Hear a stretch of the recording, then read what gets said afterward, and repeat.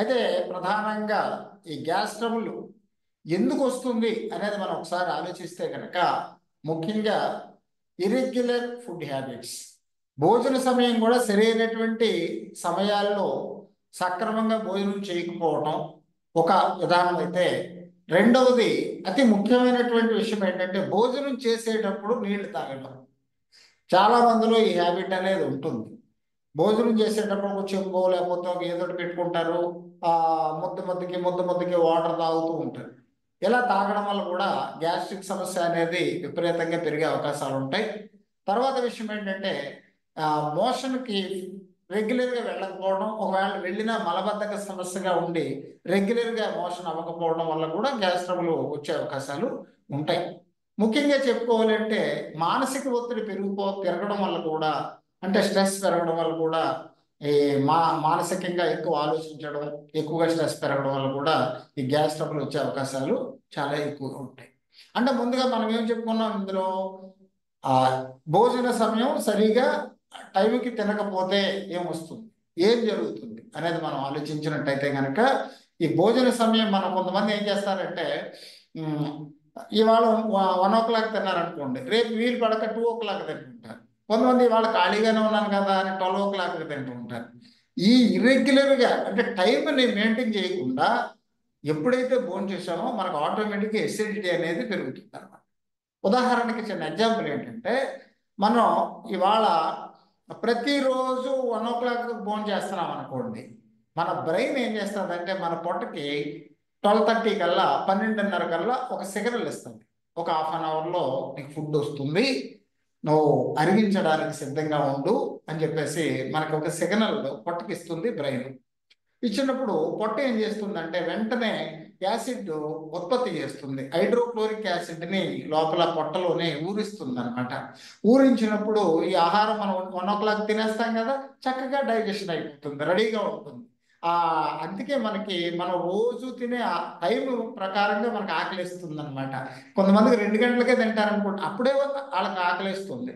12 o'clock అలవాటు ఉందనుకోండి, అప్పుడే వాళ్ళకి ఆకలిస్తుంది. అంటే బ్రెయిన్ ఎంత అద్భుతం అంటే పొట్టకు ఒక సిగ్నల్ ఇస్తుంది అనమాట. ఇచ్చినప్పుడు ఆ హైడ్రోక్లోరిక్ యాసిడ్ ఊరుతుంది. మనం ఏం చేస్తాము, ఇవాళ డైలీ 1 o'clock తింటాం కదా, మనకి హైడ్రోక్లోరిక్ యాసిడ్ రెడీగా ఉంది.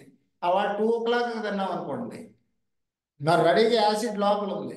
ఏం చేస్తుంది మరి, అది మన పొట్ట గోడలను తింటాడు. మన పొట్ట గోడలను తింటుంది. అది తిన్నప్పుడు ఏమవుతుంది, అదే అల్సర్, అదే కడుపు మంట. చూసారండి, ఈ విధంగా ఉంది. కొంతమంది ఏం చేస్తూ ఉంటారో తెలుసా అండి, టీవీ చూస్తూ తింటాం. టీవీ చూస్తూ భోజనం చేసేవాళ్ళు చాలా మంది కనపడతా ఉంటారు మనకి. టీవీ చూస్తూ భోజనం చేస్తే ఏమవుతుంది, వాడు ఎంత తింటున్నారో వాళ్ళకే తెలియదు. ఆ సీరియల్ అయిపోయే వరకు తింటూనే ఉంటారు, మళ్ళీ వెళ్తారు, మళ్ళీ తెచ్చుకుంటూ ఉంటారు, మళ్ళీ తింటూనే ఉంటారు. ఆ సీరియల్ అలా అవుతూనే ఉంటుంది. ఇక్కడ భోజనానికి ఇంత టైం అనే ఉండదు, అలా తింటూనే ఉంటారు. దానివల్ల వెయిట్ పెరిగిపోతూ ఉంటారు, ఫ్యాట్ పెరిగిపోతూ ఉంటుంది. దానివల్ల తినటం వల్ల కూడా, ఆ విధంగా తినడం వల్ల కూడా మనకి ఏ హార్మోన్స్ అయితే మనకు ఉత్పత్తి అవ్వాలో, ఏ అయితే యాక్టివేట్ అవ్వాలో ఆ హార్మోన్స్, ఆ గ్లాండ్స్ యాక్టివేట్ అవ్వకుండా వేరే గ్లాండ్స్ యాక్టివేట్ అవుతూ ఉంటుంది. దీనివల్ల కూడా మనకి ఈ గ్యాస్ట్రిక్ అనేది పెరగడం అవకాశం ఉంటుంది. కొంతమంది ఏం చేస్తారంటే గబగబా గబగబా గబగబా తింటారు. గబగబా తినడం వల్ల ఏమవుతుందంటే నమలరు అనమాట. నమలకుండా తినడం వల్ల లోపల మనకి డైజెషన్ బాగా అవ్వదు అనమాట. అది ఒక పద్ధతి. మూడోది ఏంటంటే, ఇది చాలా ఇంపార్టెంట్ అయిన విషయం. ప్రతి ఒక్కరూ చేసే తప్పు ఏంటంటే, భోజనం చేసేటప్పుడు పక్కన ఒక చెంబు కానీ గ్లాస్ కానీ పెట్టుకుని ముద్దకి నీళ్లు తాగుతూ ఉంటారు. ఇది తాగడం వల్ల మనకి ఏమవుతుంది, నష్టం ఏం జరుగుతుంది, దానికి గ్యాస్ ట్రబుల్కి సంబంధం ఏమిటి అనేది ఇవాళ మనం డిస్కస్ చేసిన తర్వాత మనం ఆసనాలు తెలియజేస్తాం.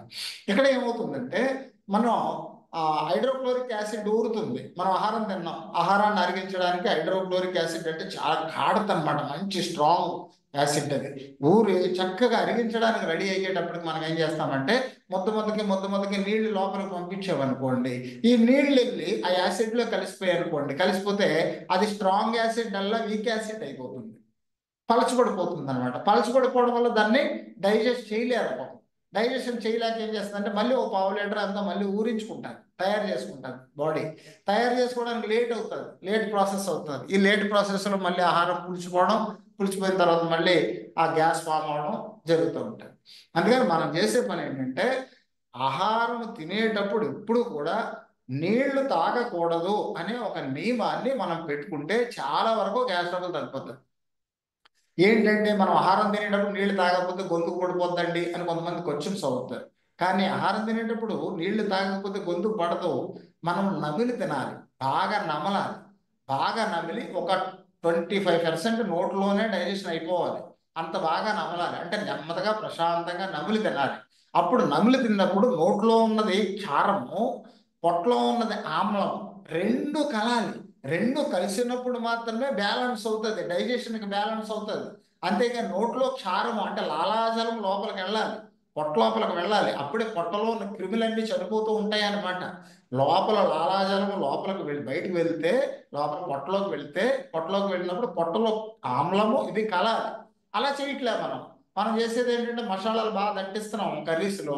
ఆ నోట్లో పెట్టుకున్న వెంటనే నోరు మంట, ఆ మంట తగ్గించుకోవడం కోసం ఒక గ్లాసు నీళ్లు ఆ లోపల వేసేస్తున్నాం. లోపల వేసేయడం వల్ల ఏమవుతుందంటే యాసిడ్ పలచబడిపోతుంది. దానివల్ల ఆహారం సరిగా అరగట్లేదు అనమాట. అరగకపోవడం వల్ల కూడా ఆహారం పులిసిపోయి మళ్ళీ గ్యాస్ ఫామ్ అవడం అనేది జరుగుతూ ఉంటుంది అనమాట. ఇది గ్యాస్ ఫామ్ అయ్యే విధానం.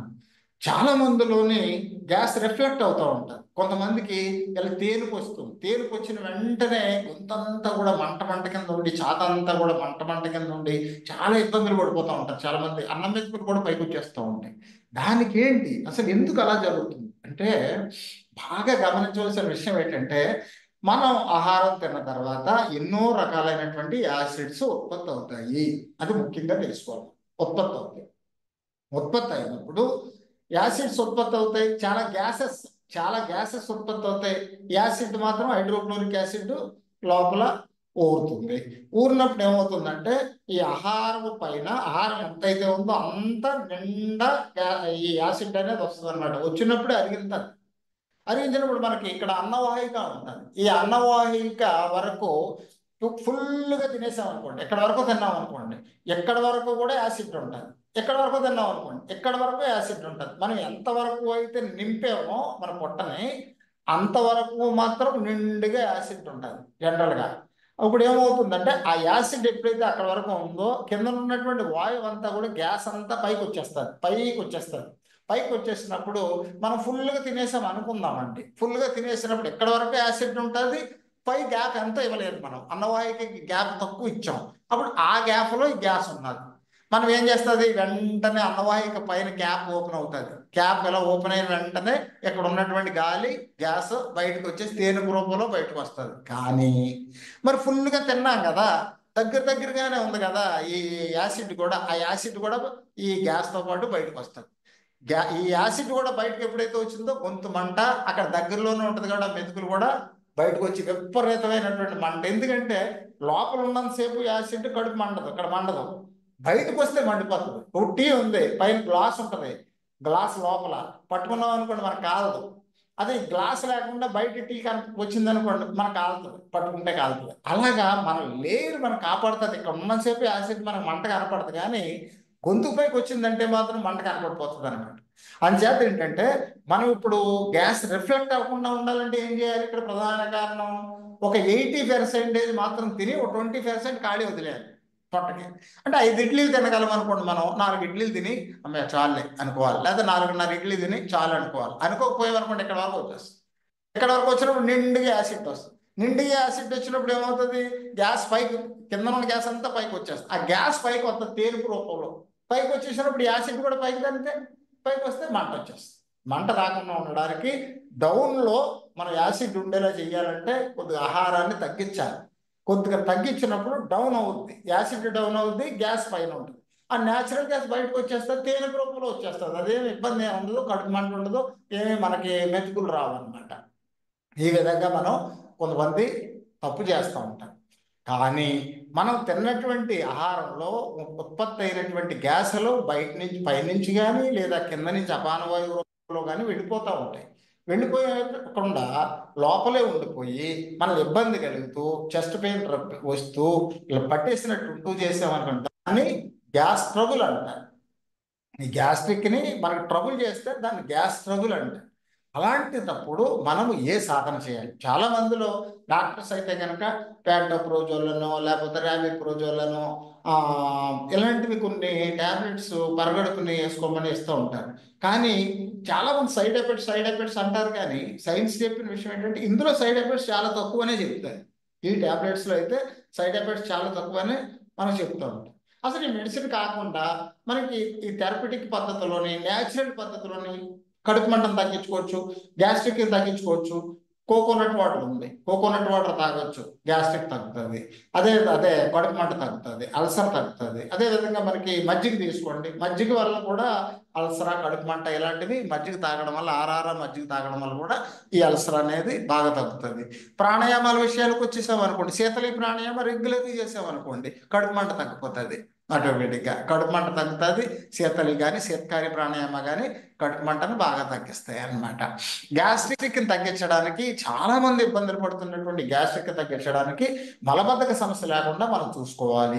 మనం రెగ్యులర్గా మోషన్ ఎర్లీ మార్నింగే మనం గోరువెచ్చటి నీళ్లను ఒక 2 గ్లాసులు 3 గ్లాసుల నీళ్లను కూర్చుని నెమ్మదిగా తాగాలి. తాగిన తర్వాత తాడాసన, తిరిగేట్ తాడాసన, పార్శ్వ తాడాసనాలు వేయాలి. లేదా కొన్ని ఎక్సర్సైజ్ చేయడం వల్ల శంకు ప్రక్షాళనాసనాలు వేయడం వల్ల మోషన్ ఫ్రీగా అవుతుంది.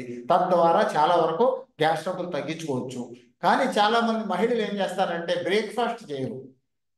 బ్రేక్ఫాస్ట్ చేయకపోతే లేడీస్ ఎక్కువ మంది చేయరు. ఎందుకు చేయరంటే వాళ్ళకి పిల్లలకి రెడీ చేస్తారు, అక్కడి నుంచి భర్తను రెడీ చేస్తారు, వాళ్ళేమో ఆఫీసులు పంపిస్తూ ఉంటారు, హడావిడిగా చేసుకుంటూ ఉంటారు. దీనివల్ల ఏమవుతుందంటే మన మాటకెళ్ళద్దు, మనం తినొచ్చులే, తర్వాత తినొచ్చులే, ఈ లోపల వంట చేసేద్దాం కదా అనుకుంటూ ఉంటారు. దీనివల్ల ఏమవుతుందంటే గ్యాప్ పెరిగిపోతుంది అనమాట. గ్యాప్ పెరిగిపోవడం వల్ల కూడా మనకి గ్యాస్ పెరిగే అవకాశాలు ఉంటాయి. ఇప్పుడు మరి మధ్యాహ్నం మనం 1 o'clock భోజనం చేసాం అనుకోండి, మనం మళ్ళీ నైట్ డిన్నర్ 8 o'clock చేసాం అనుకోండి, మధ్యలో 6 hours గ్యాప్ ఉందనుకుందాం.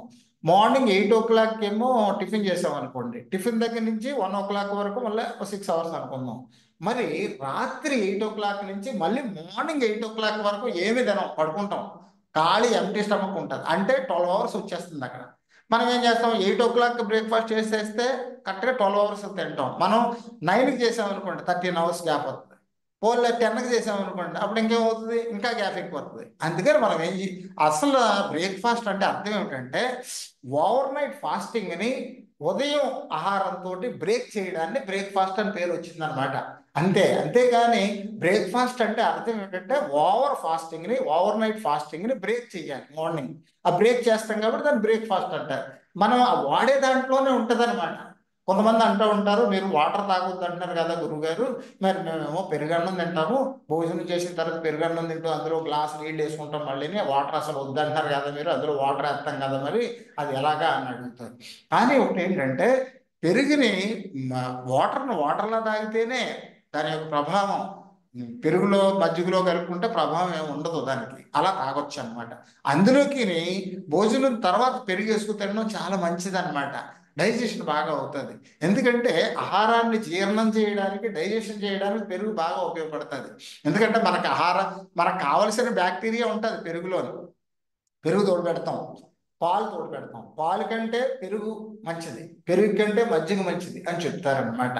అంచేది ఏంటంటే ముందు పాలు తోడు పెడతాం. పాలు తోడు పెట్టినప్పుడు అది తోడుకోవాలంటే ఏం చేస్తాం చెప్పండి, బయట నుంచి బ్యాక్టీరియాని కొద్దిగా తీసుకురావాలి. అంటే మొన్నటితో పెరుగు కొద్దిగా స్పూన్ తీసుకురావాలి. అంటే అందులో ఉన్న బ్యాక్టీరియాని దీనికి తోడివ్వాలి.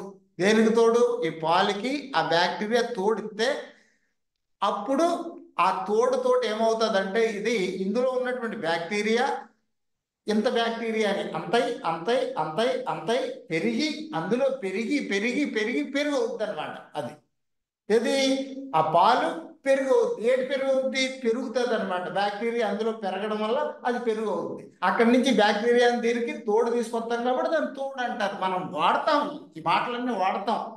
తోడేస్తాం, పెరుగు కావాలా అంటాం. పెరుగు అంటే పెరగడం, బ్యాక్టీరియా పెరుగుతుంది.